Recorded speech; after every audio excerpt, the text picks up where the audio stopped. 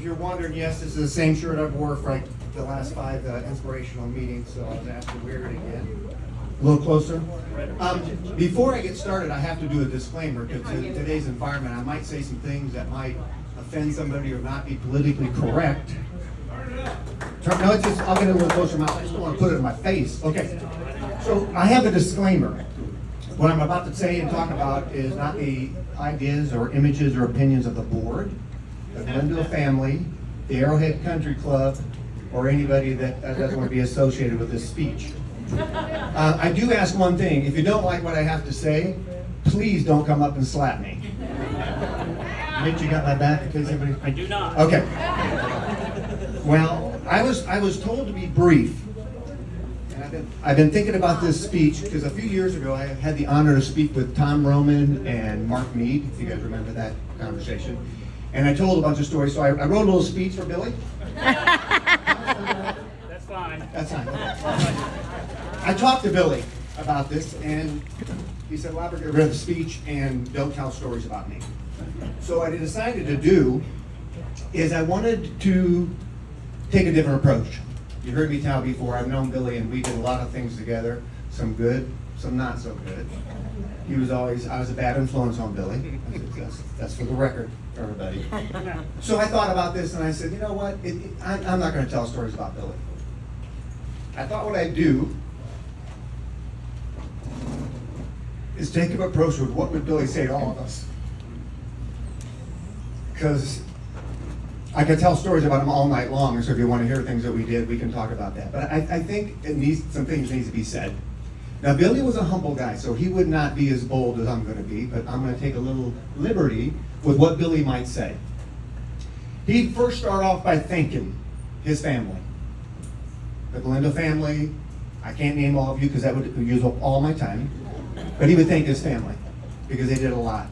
He would thank the board because they've created something that's going to last forever. Now, I don't know about you, but as you get old, you've got to start thinking about your legacy, right?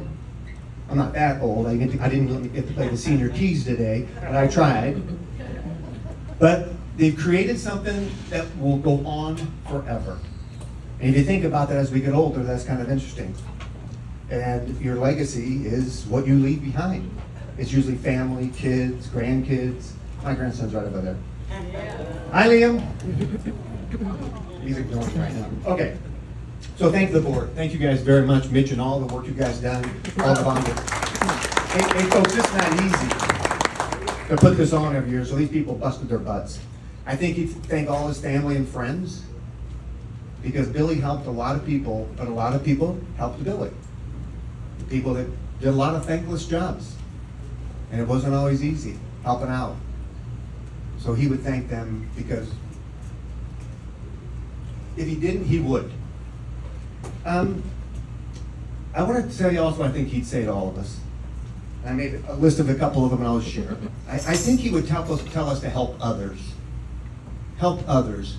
We live in a pretty crazy world right now, and it doesn't take a whole lot of time to stop and help somebody else out. Billy would want us to do that. And I have a challenge for the people that have won the scholarship and the awards. Use it to do good. Pass it on, pass it forward, whatever the phrase is, do it. He would tell us to be proud. Billy was proud of his hair.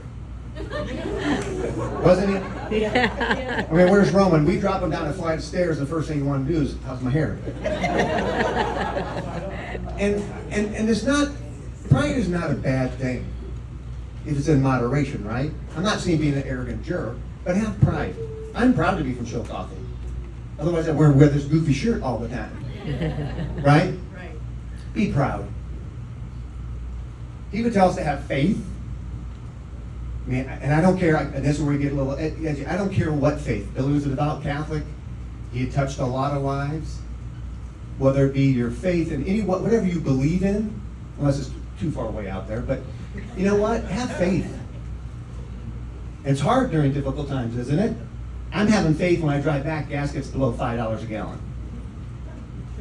You know, you gotta have faith. And Billy would want you to. And share it. And I know that's a little difficult, and a lot of things on Facebook, we all want to be divided. I think faith made Billy strong. His pride made him strong.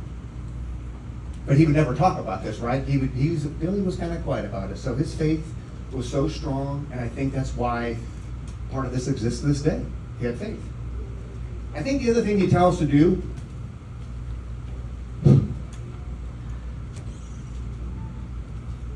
forgive others. Let shit go. It's too much to carry if you can't do it, even if it's yourself. Billy was a big inspiration for all of us. And a lot of it, when you talk to him, he would forgive, and he'd expect you to forgive yourself. So if there's a burden or something that you're carrying with you, your family, and we all go through life and we get banged up and beat up a little bit, don't we? I don't know if anybody hasn't gone through crap in their life. Billy did, but he carried it. So I tell you to forgive others, even if it's yourself. Because I had a lot of talks with him before, and he was my gut check. We talk about all the good things, how things are going on, but he had this way of going, how you doing? I mean, after we had fun and goofed off, I think everybody needs a porch.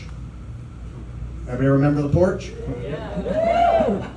Yeah. I'm so corny, I went and sat on it. I think the people who live there now probably called the cops on me. I said, hurry up, take my picture, I'm gonna go sit on the... But you know what? Find your porch. Where you can have fun with people, but then every once in a while the conversation might get a little serious because we all need a little bit of serious talk. And Billy had a way of doing it.